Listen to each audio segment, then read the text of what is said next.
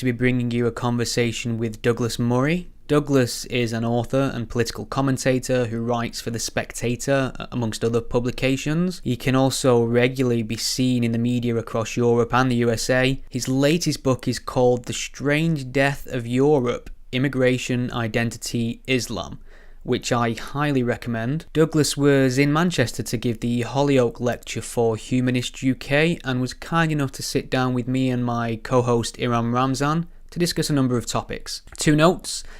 We recorded this at Douglas's hotel, and although we found the quietest spot available, we had no control over the sporadic cheesy pop music playing over the hotel PA system, so just try to tune it out, or sing along, whatever. I'm not here to judge. Secondly, due to a technical glitch, the last 90 seconds of this interview is audio only, so apologies for that.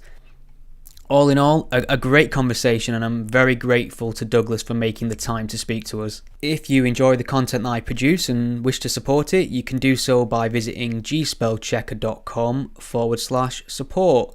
You can also support the excellent work Iram Ramzan is doing by visiting sedar.org. And please remember to subscribe to this YouTube channel. Enjoy!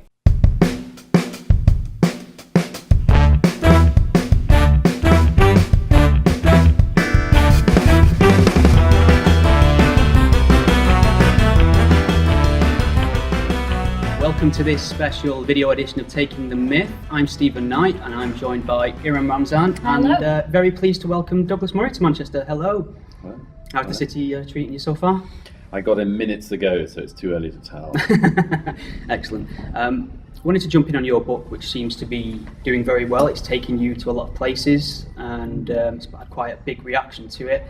And I suppose one of the big focuses of your book is immigration, and I wanted to ask about pretty much the conversation surrounding that. It seems as if the public discourse is you either agree with the current immigration policy or you're a racist. So Right. that seems to be the mainstream discourse on this. And so why do we have this conversation so badly, do you think? It's just about the worst conversation in the public sphere, isn't it? I think it's lots of things. One, by the way, is a perfectly legitimate fear that if you have the conversation badly, raucously, you will upset, and perhaps a lot of people.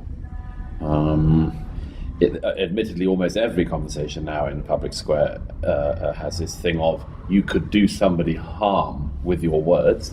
So it's not entirely unusual, but I think it's a particular concern. So it starts off in a sort of good place, but I think where you get to is as you described, that either you're for everything that we've had recently and more, or you say hold the horses a bit, and then you're a Nazi, bigot, racist, fascist, so on. And I would like to think that, as it were, a self-appointed task of mine is to try to plug that gap, to address the situation as it is, to be frank and fairly forthright in what I think is happening, in order to fill up some of that space and to try to start thinking about it, because goodness knows it's late in the day, but we should be able to have a better discussion on this. I'm glad you've actually brought that out, because Gabby Hinsley from The Guardian described it as gentrified xenophobia. Yes. I don't know what your response to that would be. It's a good quote for the paperback edition, perhaps. Yes, I'm going to send her a box of chocolates, actually, because that anarchy review by her enormously helped sales. The number of people who say if The Guardian shits on you that hard, as it were, you must be onto something. I wasn't ever expecting a rave from The Guardian for this book, as one of the principal journals of trying to stop this discussion happening at all. I wouldn't have expected any Guardian reviewer to read the book, let alone give it a fair hearing. It is on their bookshop, though, to be fair. I wonder how many copies they sold through their bookshop. I do wonder. It'd be a very strange thing to actually get to the end of that review as a Guardian reader and say, now I'm definitely going to buy this book. But the general reaction, we had 18 weeks in a row in the top 10 bestsellers. I think it will be one of the top-selling, best-selling non-fiction books of the year. The publishers announced their quarterly results were up because of my book, The Strange Death of Europe, and the reissue of the Harry Potter books. I think Harry Potter did slightly better. I have to reveal to you, and the film rights haven't been sold for mine. So on that front, I mean that's by the way with books. It genuinely, you don't. I mean, I've written 4 books now, and they've sold in various ways. One of them sold very well before, a couple not very much, and this one sold very well. It's very nice. I mean, you can't write for that, but I have to say that when things do sell, it really does tell you something. I mean, it you know, not only the sale, but then the discovery from reaction from readers' letters, emails, and so on, that people are reading it. After all, a lot of books sell and nobody reads them. But I'm very happy about this. I'm very happy that a lot of people are worried about this, want to think about it, want to be able to discuss it more deeply, more widely, and that in some way I've helped to do that. Whether it'll have any follow-on effect in political discourse, I have no idea. But yes, I mean, reactions on these sort of things are always going to be slightly divided. There have been great reviews and some panning reviews. But as I say, I mean, to me, the most important thing is that people are buying and reading it. There seems to be a huge focus in your book on identity, or lack thereof in Europe, and it seems like we don't have something to push back with or unite around in order to, as a response to the mass immigration. But it might be a surprise to many of my listeners to note that you kind of favour almost an emergence of Christianity again to fill that hole, or at least you look back on it fondly. And I was wondering maybe you could speak a little bit about what Christianity means in your life as a secular atheist. This is a very, very difficult issue on which I lose almost everybody. By the way, on this whole discussion, there's been an enormous focus. I'm so pleased you asked this, because among critics and admirers of the book, there's been an enormous focus on the issue of the immigration bit. But as I say at the beginning, the immigration, in a way, is a smaller part of this issue. The bigger question is the identity question, is the who are we? What is the collective that we are now? And very few people have taken that up, and I wish they would. I think it's in some ways a harder and more complicated problem. I don't say that we should, as it were, re-evangelize the continent or anything like this. What I suggest is that there is a serious values challenge, or a set of values challenge at the moment, which our society is proving very, very weak in the face of. We are, I think, across Europe, arriving at this discovery that we started off at various points in recent decades thinking that and in these centuries you could say, thinking that what we had should be put outwards and, as it were, should be shared with the world. And then in recent years in particular, that started to pall. And now we're at this stage, I think, of, well, could we just have it for ourselves? And I'm not persuaded that the rather, I think, deracinated and shallow, as I repeatedly say, offerings that we've come to are enough. Now this, by the way, as you well know, both of you, is in the secular and atheist community a deep divide.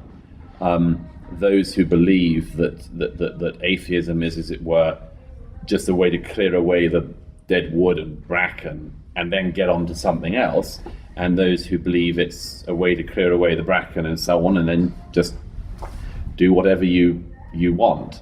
I'm just very haunted by my travels of recent years, not just across Europe whilst writing this book, but across many other regions of the world, by the just premonition, as it were, that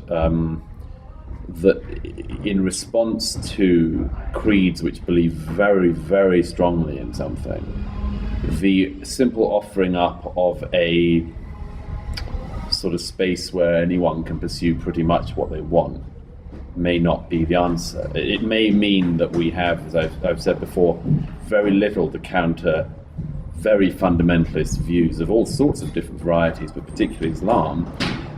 It may be that we need more to counter them than a kind of perpetual replay of the only way is Essex. That a sort of shopping and consumerism, as it were, it may not answer, I think does not answer, the questions, the existential questions, which everybody asks at some point in their life. Now, I don't say that religion is the only way to answer this, but religion is one of the answers. I can think of others, but we know this isn't just something that can be pursued by philosophers and thinkers and so on. It has to be something that's lived by large numbers of people. And that's why I, at any rate, believe that it's possible to have an alliance of, as it were, the liberal form of believer who knows where the place of religion should be in the society, that is, not adjudicating on the lives of non-believers and so on. And at the same time, that I think that non-believers should recognize some of the things that religion speaks to, which we cannot, and make peace with elements of it. The issue of identity is a really important one, and it is something that I picked up in the book. As you said, a lot of people are focused on immigration, but I actually did pick up on the issue of identity, what it means. So what do you think Europe's identity is or ought to be? And how you said religion speaks to some people. Yes. When you speak to some people who have, say, converted to Islam, and they do mention this sort of identity crisis, don't Yes. they? And religion seems to offer that. Yes, I'm sure, like both of you, I've been just very struck by conversations in recent years with particularly with converts to Islam. And I say at one point in the book, they're almost identical, the stories. There's this particular time of life, usually toward the end of youth and beginning of middle age, where people start to say, what's this about? What am I doing? These are questions everyone's always asked, but it's unusual to have a society that offers nothing in return other than, enjoy yourself in whatever way you can. And I'm very struck that fundamentalist forms of religion, particularly Islam, say to people, we have the answer to everything: birth, death, life, love, the afterlife, the hereafter, eternity, God, the lot. Simplistic solutions absolutely. or answers but to but at the very least, that acknowledge the existence of these questions. And I don't have all the answers to this, but I know that we should be trying to work out, as it were, what a meaning-filled existence would be in 21st century Europe. Because I think that if we don't apply ourselves to some extent to this, then I know what the answers are that lie down the road. One of them will be a revived form of nationalism of some kind, that type of belonging will become more acceptable than it is now. I could see a form of, much as I would fear and abhor it, I could see a return of racial politics. I could see a return of all sorts of things like that, because, and apart from anything else, by the way, if I may say so, a lot of the oiling up of that work is currently being done by people who can't possibly see where they're heading.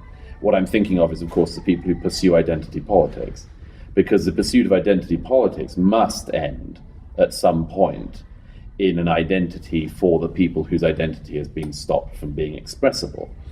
And I deeply warn people not to go down this route from whatever direction they think they're doing it, and to try to find that identity that you could get meaning from and a form of community from, to be one that's based on civic values that are colorblind, race blind, gender blind, and so on. And I just, somehow it feels to me that that's being made harder. And for me, the European, just quickly, the European, Europe has always been a massive number of things. I mean, I think that the way we got here is fairly clear at any rate, but the inheritance of the ancient Greeks and the ancient Romans, the inheritance of the Christian faith sweeping across the continent, and then of the refining fires of the Enlightenment seem to me to be, broadly speaking, the things that have produced what we are. But in order to continue to be that, you at least have to stay aware of those origins. And I suppose here, sorry, I said this a final point, but here is one of the really big conundrums we're all going to have to face in our lives. We have assumed that where we've got to is normal. And where we've got to in the great scheme of things is highly abnormal. Believing in human rights, for instance, wanting to uphold human rights, very, very unusual. And I think vulnerable. And so I think we need to recognize how unusual it is in order to sustain it, really. Okay, so the book's titled The Strange Death of Europe, so death being the operative word there. Do you think it's over in that sense, if we all suddenly became, awake to this idea and issues of immigration and started to try and turn the tide? Is that a losing battle anyway? I am very pessimistic about it, not by nature, but just I think that if the facts are pessimistic, I become pessimistic. I say in the book what I think could be done to apply ourselves to this and to get ourselves out of the situation, but I've not got enormous hope that we will. I think that broadly speaking, it boils down to the two things. One is the massive movement of people from around the world that will increase in the years ahead if we continue not being able to police our borders, not being able to not encourage the world in, and basically not being able to find any way to say that Europe shouldn't be the home of absolutely everyone who just manages to make it here. And the combination of that with these big values chasms seems to me to be a very hard thing to recover from. But I don't say it's impossible. It seems to me to be very hard. And by the way, I mean, aren't all of the first warnings kind of troubling? I mean, we're sitting in Manchester, and it's only 4 or 5 months ago since massive terrorist attack here at a pop concert, killing 22 people, mainly young women. And nobody knows what to do any more than we did before then. And no one seems to want to kind of linger on it for any time. In fact, we had the kind of peace and reconciliation concert about exactly what before the dead were buried. And I think these are very bad signs. I think it's because we don't know what to do. Let me give you another bad sign. If you were one of those like me who sincerely hopes and believes that one of the answers to some of these problems will come about by a liberalization and reform within communities who move here with somewhat illiberal and unreformed ideas, what worse bit of news could you have than the fact that even after all these years of concentration on it, we between us could probably count on 2 hands the number of people who are outspoken from within the communities in question and who really campaign for that. And then with a rider, which is who are the ones who get all the crap? It's them. It's not the the Hamas commander who lives in London. He's fine. He's never had any problem, as far as I know. It's the secular liberal reformers within the Islamic faith, and that seems to me to be a very, very bad sign. Because by now, if it was going to go in a different direction, it shouldn't be the case that that the only reformers around would be people who I'm sure between us we have in our phones. Yes. I know in the past you've sort of been quite sceptical of the prevent strategy, although recently you've been maybe less critical of it because we acknowledge that there's a need for such a strategy. Yeah. What issues did you have with it, and if so, do you have any suggestions on how it can be improved and what it could actually tackle? I have been less sceptical of Prevent as it's gone along because it's got better and I think more clear in its aims. I was very damning of Prevent at the start because you described it as a cash big cash cow. Yeah. I mean, by the way, this happens in anything. Anyone who I once wrote a book about Northern Ireland. By the way, that's a subject which you really can't sell books about anymore. But I saw this in Northern Ireland. If you go into any community and you say, look, we want to sort out a problem and we've got millions and millions of pounds in grants we could give, everybody will say, he's an extremist, you give money to me. And it takes a while to just get that right and to know what you're doing. And we were really, really slow on that at the beginning, I think, in this country, and everyone was. But there's a period of massive hucksterism, and that definitely happened. And I was also particularly, by the way, struck that other communities started to notice this problem. I never forget the conversation with some representatives of the Sikh community who, at one point in conversation, said to me, we've never got this money for all these groups and, big cash bonanzas to our community. That's because 4 of our young men haven't gone and blown up the London Underground, And so I thought it was very divisive for all these sorts of reasons, and I thought it was unfocused. I think it's become much more focused. And there's definitely a need for something like it. And I think the people who tend to be completely anti-Prevent aren't against the particular policy. They're against any policy which tackles this area. They just don't think the British government should do anything about Islamic extremism. They think the government should shut up, suck it up, and get a lot more body bags. And I think, to an extent, that the campaign against Prevent has made it easier to see not only the virtues that do now exist in Prevent, and there are lots of cases I can think of Prevent working, but also it clarifies, as I say, the people who really are against it and why. You're someone who has a lot of conversations in the media with people either on the left or on the right and the centre, and I've noticed there's a heavy focus on conversation policing at the minute. Somebody's had a conversation with somebody who once said something off colour once, so they shouldn't speak to that person. You can't share a platform with this person. And how do you navigate that kind of noise? Yeah, it's weird, that one. It's the he danced with she who danced with him who met the queen of whatever. It's a game of a kind. I do think that a lot of people spend their time talking about people and not to them. And I've been fairly promiscuous in my willingness to sit down with, honestly, you two are at the very, very happiest end of this. Well, you have shared a platform with Anjem Choudary, which shows that you're willing to sit with just about anyone. And it doesn't delight me, but if somebody says, we've got Anjem Choudary, now mercifully a guest of Her Majesty's Prison Service. If somebody said, we've got Anjem Choudary coming to the studio and we need somebody else, then yeah. There are, as it were, better minds than his who I've grappled and wrestled with over the years, and I think it's a duty as well as a pleasure to do that. I think, yeah, you're right. There is a strange policing element about it, and a strange, there's a sort of prissiness about it, really. A sort of, little miss, don't dirty your hands. I'm going to be so adamant that I'll never speak to anyone who's ever had a nasty thought. And you think, what are you doing?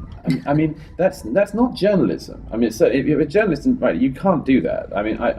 You've got to hear a lot of opinions.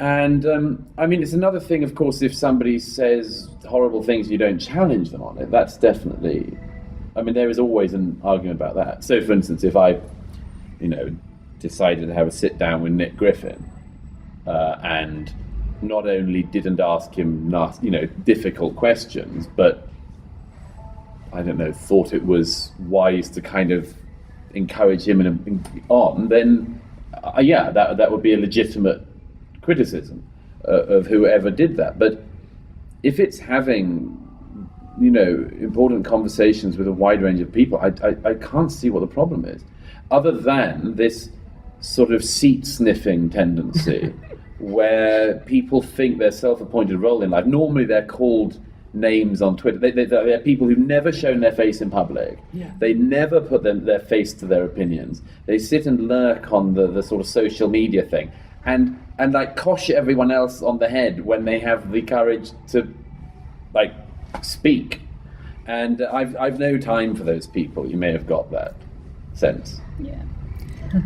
Okay, do you want to get a last question in for Douglas? I thought this was quite an important one because it's something as the people on the social media thing often talk about.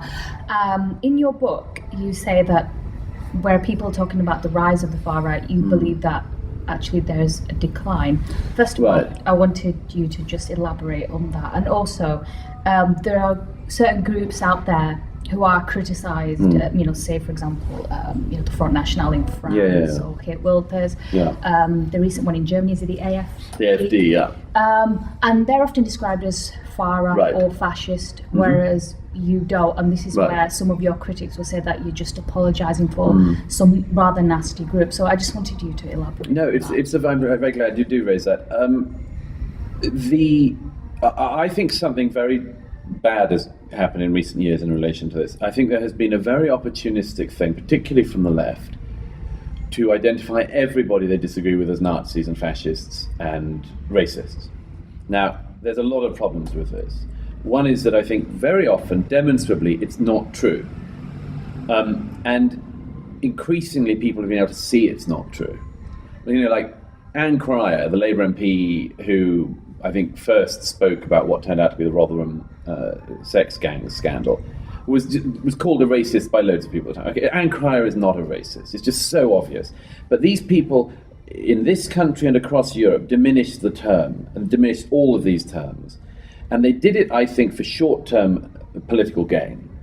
You know, not just that, you know, call somebody a Nazi and far right and then, you know, you can smear them enough that everyone else will stay away from them. But also that, of course, if you do that, then you are an anti-Nazi and you are basically Churchill to the Hitler of these people. It's very self-aggrandizing, very convenient, a lovely feeling, you know. But I think they've done it wrongly on a whole set of people. And I think in particular that what has happened is that I think there is a bit of the conversation within that sphere of what you listed, of the freedom, particularly the Freedom Party in the Netherlands, and I know less about it, and they're definitely evolving and changing, and we'll see what happens. But the AFD in Germany, it has to be possible to have an anti-mass immigration, anti-Merkel 2015 madness party in Germany without calling them Nazis. Unless they are Nazis. And if they're Nazis, then we should be all over them. And we should do everything we can to stop the rise, obviously, of any people like that. But, I mean, I say this in the book about the English Defence League, and I've taken a lot of flack for years about this. But I refuse to say that Tommy Robinson is a Nazi. I refuse to say that he is a fascist. Now, I don't agree with him on everything, and I'm sure he wouldn't agree with me on everything. But it seems to me that if you've got somebody who just, as far as I know, has never said a racist thing, as far as I know, I've observed, is very, very comfortable and happy in, as it were, a multiracial Luton, but has a very big problem with the Islamic extremists who he saw on his streets and was talking about long before some other people were willing to. Then, you know, it would have been, I can't tell you how easy it would have been for my life and career if I'd have been willing to join in years ago and say, Tommy Robinson is a Nazi.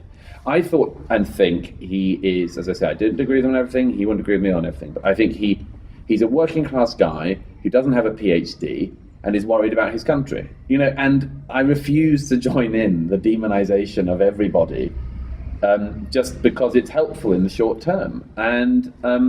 And I think it would be untrue, and it would be wrong, because I think these terms matter. Now, my belief is, by the way, that the people who've been overusing these terms will regret their overuse at some point, because they might need them again sometime. And when they do need them, no one will believe them. So my simple suggestion is, consider all of these things, consider all of the individual groups and the individuals, see what they say, and work out, as I say at one point in the book, work out what, if you are a non, as it were, PhD-owning member of the public, how can you be worried about the things I'm talking about in my book, which are, by the way, all majority opinion worries. I mean, they are just every opinion poll. In remorseless detail, I show this.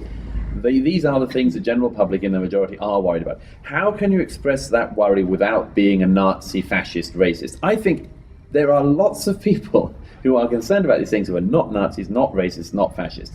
And we will do a great disservice to our future if we, as I say, for short-term political gain, point the finger at everyone. There will be people, and there are people out there who are genuine extremists, genuine far-right nutters, genuine fascists, neo-Nazis, absolutely. But I worry at the attempt to make opinions which are held by the majority into opinions which are claimed to be unacceptable, because a great variety of disasters could be ahead of us, but one of the most foreseeable is that one, where you basically make the opinion of the majority of the public into an illegal opinion. Okay, Douglas, well, it's been great to see you. I know you've got some preparations to do for a lecture tonight, so thanks for your time and all the best with that. Look forward to it. Great pleasure. Thank you very much.